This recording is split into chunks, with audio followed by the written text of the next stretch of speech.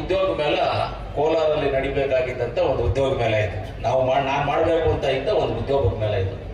ಅವಾಗ ಹೇಳಿದೆ, ಅವರು ಬಂದಿದ್ದು ಎಲ್ಲ ಮಾತಾಡಿದಾಗ, ನೀವು ಆದಿನಾರಾಯಣ ಮೀಟ್ ಮಾಡಿ, ನಾವ್ ಹೇಳ್ತೀವಿ ಮುಳಬಾಗಿಲಲ್ಲಿ ಮಾಡಿ, ಆಮೇಲೆ ಬೇಕಾದ್ರೆ ಕೋಲಾರ. ಯಾಕಂದ್ರೆ ಇವಾಗ ಇಲ್ಲಿ ಏನ್ ಕಂಪನಿಗಳು ಬಂದಿದ್ಯೋ ಎಲ್ಲ ಕಂಪನಿಗಳು ಬಂದು ಇಲ್ಲಿ ಇರುವಂತದ್ರಲ್ಲಿ ಮೇಜರ್ ಕಂಪನಿ ಎಲ್ಲ ಬಂದ್ಬಿಟ್ಟು ನಮ್ಮ ಕಾನ್ಸ್ಟಿಟ್ಯೂನ್ಸಿನಲ್ಲಿ ಇರೋದು, ಕೋಲಾರ ತಾಲೂಕಲ್ಲಿ ಇರೋದು ಎಲ್ಲ ಹೋಂಡಾ ಕಂಪನಿ ಒಂದು ಬಿಟ್ರೆ ಇನ್ನು ಮಿಕ್ಕಿದ್ದು ಎಲ್ಲ ಬಂದ್ಬಿಟ್ಟು ನಮ್ಮ ಕೋಲಾರ ಕಾನ್ಸ್ಟಿಟ್ಯೂನ್ಸಿಲಿ ಇರೋದು. ಪ್ಲಸ್ ಹೋಂಡಾ ಕಂಪನಿ ಮಾಲೂರು ತಾಲೂಕಲ್ಲಿ ಇದೆ. ಮಾಲೂರು ಅಂದ್ರೆ ನಮ್ಮ ಹತ್ರನೇ ಇರೋದು, ಆದ್ರೆ ತಾಲೂಕು ಅದು ಲೆಕ್ಕ ಮಾಲೂರು. ಆದ್ರೂ ಯಾರೇ ಕೆಲಸಗಳು ಕೇಳಿದ್ರು ಬೇಕಾದಷ್ಟು ಜನಕ್ಕೆ ನಾನು ಕೆಲಸವನ್ನು ಈಸ್ಕೊಟ್ಟಿದ್ದೀನಿ. ಇವತ್ತು ಇಷ್ಟು ಜನಕ್ಕೆ ಕೆಲಸ ಇಲ್ಲಿ ನಮ್ಮ ಮುಳಬಾಗಿಲು ತಾಲೂಕಲ್ಲೇ ಮಾಡಬೇಕು ಅಂತ ಏನಕ್ಕೆ ಉದ್ದೇಶ ಮಾಡಿದ್ರು ಅಂದ್ರೆ, ಇದು ಗಡಿ ಭಾಗದಲ್ಲಿರ್ತಕ್ಕಂಥದ್ದು. ಇವತ್ತು ಈ ಹೆಣ್ಣು ಮಕ್ಕಳನ್ನ ಇವರೆಲ್ಲ ನೋಡಿದ್ರೆ ನಮಗೆ ಕಣ್ಣಲ್ಲಿ ನೀರು ಬರುತ್ತೆ. ಯಾಕಂದ್ರೆ ಇಷ್ಟು ಜನ ಓದಿ ಉದ್ಯೋಗ ಇಲ್ಲ ಇದಾರಲ್ಲ ಅನ್ನೋದು ನಮಗೊಂದು ಮನಸ್ಸು ಸಂಕಟವಾದಂತ ಒಂದು ವಿಷಯ. ಇದು ದುರಾದೃಷ್ಟ ನಮಗೆ.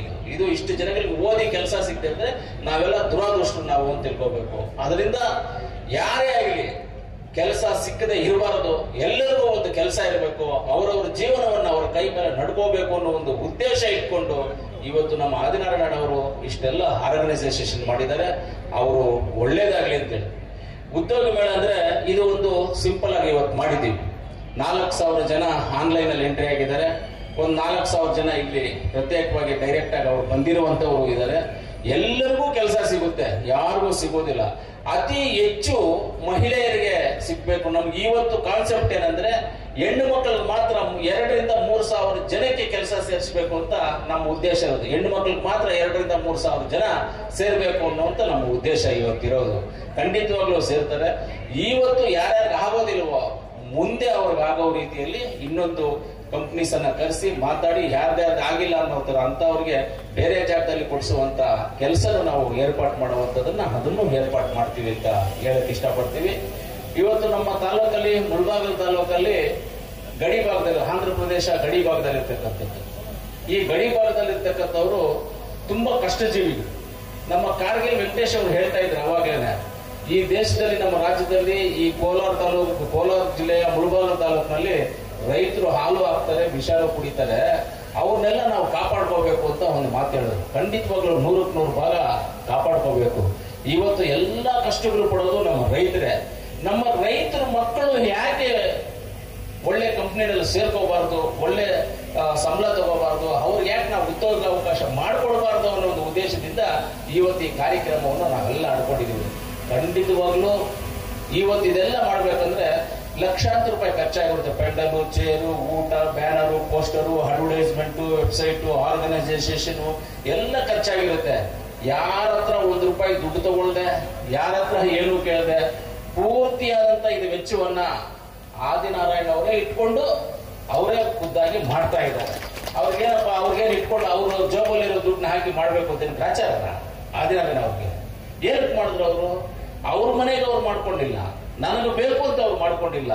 ಈ ತಾಲೂಕಿನ ಜನ, ಗಡಿ ಭಾಗದಲ್ಲಿರ್ತಕ್ಕಂಥ ಜನ, ಈ ಮಕ್ಕಳು ವಿದ್ಯಾಭ್ಯಾಸ ಮಾಡಿ ಅವ್ರ ಕೆಲಸ ಇದೆ, ಮನೆಯಲ್ಲಿದ್ರೆ ಆ ಒಂದು ಕಷ್ಟ ಇದನ್ನ ಅನುಭವಿಸಿರುವಂತವ್ರು ನಾವು, ನಮಗ್ ಗೊತ್ತಿರುತ್ತೆ ಹೇಗೆ ಇವ್ರ ಕಷ್ಟ ಅಂತ ತಿಳ್ಕೊಂಡು ಅವ್ರ ಸ್ವಂತ ವೆಚ್ಚದಲ್ಲಿ ಎಲ್ಲವನ್ನ ಮಾಡಿ ಇವತ್ತೆಲ್ಲ ನಮ್ಮ ತಾಲೂಕಿನ ಬಡಪಾಯಿಗಳು, ಬಡ ಮಕ್ಕಳು, ರೈತರ ಮಕ್ಕಳು ಎಲ್ಲರಿಗೆ ಕೆಲಸ ಸಿಗ್ಬೇಕು ಅನ್ನೋ ಉದ್ದೇಶ ಇಟ್ಕೊಂಡು ಇವತ್ತು ಎಲ್ಲರಿಗೂ ಕೆಲಸ ಸಿಗುವಂತ ಅವಕಾಶವನ್ನ ಮಾಡಿಕೊಟ್ಟಿದ್ದಾರೆ. ಅದನ್ನ ನಾವು ಉಪಯೋಗಿಸ್ಕೋಬೇಕು. ಇಂಥ ಅವಕಾಶ ಸಿಗೋದಿಲ್ಲ, ಈ ರೀತಿಯ ಅವಕಾಶ ಸಿಗೋದಿಲ್ಲ. ನೀವು ನಿಮ್ಮ ಬಯೋಡಾಟನ ಇಟ್ಕೊಂಡು ಕಂಪನಿಗಳಿಗೂ ಅಳಿಯೋ ಬದಲು ಇಲ್ಲೇ ಬಂದ್ರೆ ಒಂದಿಲ್ಲ ಅಂದ್ರೆ ಒಂದು ಕಂಪನಿನಲ್ಲಿ ನಿಮಗೆ ಕೆಲಸ ಸಿಗುತ್ತೆ, ಒಂದಿಲ್ಲ ಒಂದು ಕಂಪನಿನಲ್ಲಿ ಕೆಲಸ ಸಿಗುತ್ತೆ. ಈ ರೀತಿಯ ಅನೇಕ ಜನರು, ಇನ್ನ ಎಷ್ಟೋ ಜನರಿದ್ದಾರೆ. ಖಂಡಿತವಾಗ್ಲೂ ಈ ಉದ್ಯೋಗ ಮೇಳ ಇವತ್ತೇನು ನಮ್ಮ ಕರ್ನಾಟಕ ರಾಜ್ಯದಲ್ಲಿರ್ತಕ್ಕಂಥ ಕಂಪನಿಗಳ ಉದ್ಯೋಗ ಮೇಳ 80 ಕಂಪನಿಗಳನ್ನ ತರಿಸಿ ಇವತ್ತು ಉದ್ಯೋಗ ಮೇಳ ಮಾಡಿದೀವಿ. ನೆಕ್ಸ್ಟ್ ಮಾಡುವಂತ ಉದ್ಯೋಗ ಮೇಳ ಜಿಲ್ಲಾ ಮಟ್ಟದಲ್ಲಿ ಮಾಡ್ತೇವೆ.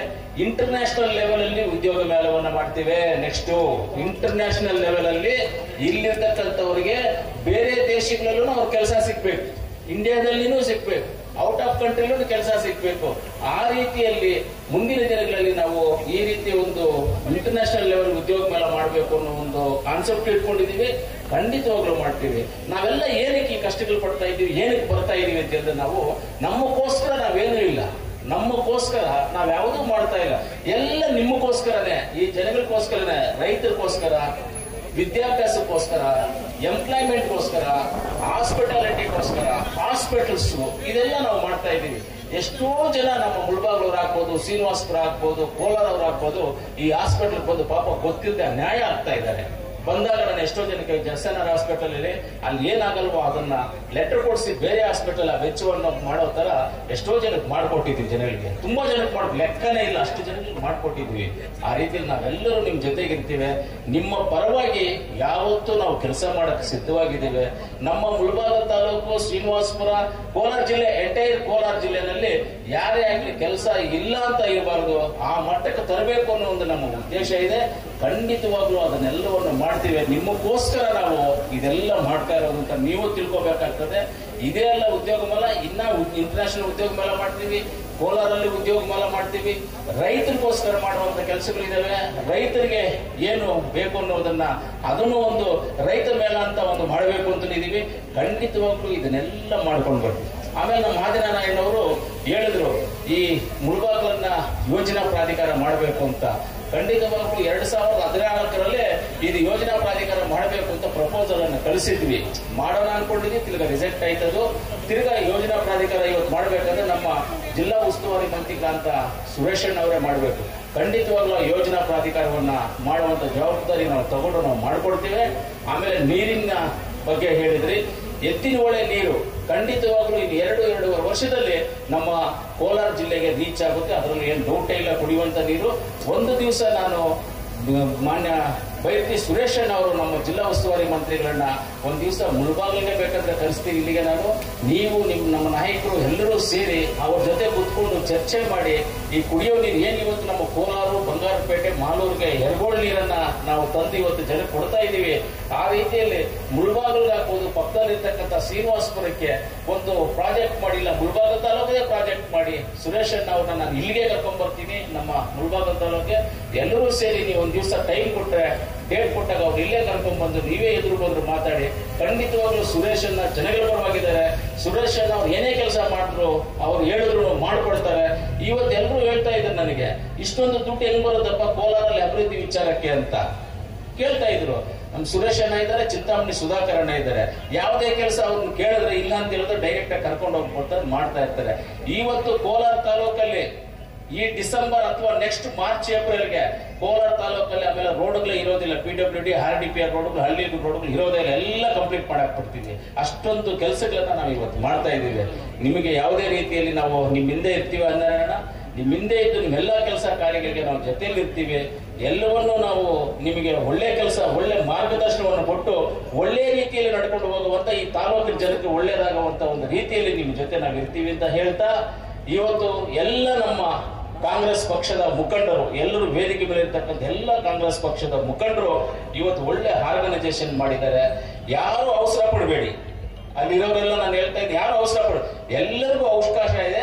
ಸೀರಿಯಲ್ ಪ್ರಕಾರವಾಗಿ ಹೋದ್ರೆ ನಿಮ್ಗೂ ಈಸಿ ಆಗುತ್ತೆ. ಅಲ್ಲಿ ಒಬ್ಬರ ಮೇಲೆ ಒಬ್ಬರು ಬಿಡದೆ ಸೀರಿಯಲ್ ನಂಬರ್ ಪ್ರಕಾರವಾಗಿ ಹೋದ್ರೆ ಈಸಿ ಇರುತ್ತೆ. ಸೀರಿಯಲ್ ನಂಬರ್ ಪ್ರಕಾರವಾಗಿ ಎಲ್ಲರೂ ಹೋಗಿ ನೀವು ಮಾಡಬೇಕು, ಕೆಲಸ ತಗೋಬೇಕು ಅಂತ ನಿಮ್ಮೆಲ್ಲರಲ್ಲಿ ಆಶಿಸ್ತಾ, ಆಮೇಲೆ ಮುಂದಿನ ದಿನಗಳಲ್ಲಿ ನಾವು ಈ ತಾಲೂಕು ಆಗ್ಬೋದು ಅಭಿವೃದ್ಧಿ ಪಡಿಸೋದಕ್ಕೆ ಆದಿನಾರಾಯಣ ಅವರು ನಿಮ್ ಜೊತೆಲಿ ಇರ್ತಾರೆ, ನಾವು ನಿಮ್ ಜೊತೆಲಿ ಇರ್ತೀವಿ. ಈಗ 800ರಿಂದ 1000 ಸೀರಿಯಲ್ ನಂಬರ್, 800ರಿಂದ 1000 serial number, 800 to 1000 serial number ಎಲ್ಲ ಒಳಗಡೆ ಹೋಗ್ಬೇಕು ಅಂತ ಕೇಳ್ಕೊಳ್ತಾ ಇರ್ತೀವಿ ನಾವು. ಆ ರೀತಿಯಲ್ಲಿ ಅನೇಕ ಜನಗಳಿಗೆ ಉಪಯೋಗವಾಗುವಂತ ಕೆಲಸವನ್ನು ಆಗ್ತಾ ಇದೆ. ನೋಡಿ, ಹುಡುಗರೆಲ್ಲ ಟಗಟಗಡ 800ರಿಂದ 1000 ಅಂದಿದ ತಕ್ಷಣ ಓಡ್ದವ್ರೆ ಎಲ್ಲರೂ. ಹೋಗ್ರಿ, ನಿಮ್ ಕೆಲಸ ಸಿಗ್ಬೇಕು. ಅದೇ ರೀತಿಯಲ್ಲಿ ನಿಯತ್ತಾಗಿ ಆ ಕೆಲಸವನ್ನ ಕಂಪ್ನಿನಲ್ಲಿ ನಾವು ಗುರುತಿಸ್ಕೊಂಡು ಅಲ್ಲಿ ಕೆಲಸನೂ ಮಾಡಬೇಕು. ಯಾವುದೇ ಕಾರಣಕ್ಕೆ ಅವ್ರ ಜೊತೆ ನಾವು ಇರಬೇಕು ಅಂತ ಹೇಳ್ತಾ, ಇವತ್ತು ಮುಳಬಾಗ ಅವರು, ಯೂತ್ ಕಾಂಗ್ರೆಸ್ ಎಲ್ಲರೂ ನಿಮ್ ಜೊತೆಯಲ್ಲಿ ಇದ್ದೇ ಇರ್ತೀವಿ ಅಂತ ಎಲ್ಲರೂ ಹೇಳ್ತಾ ನನ್ನ ಮಾತನ್ನ ಮುಗಿಸ್ತೀನಿ. ಜೈ ಹಿಂದ್, ಜೈ ಕರ್ನಾಟಕ.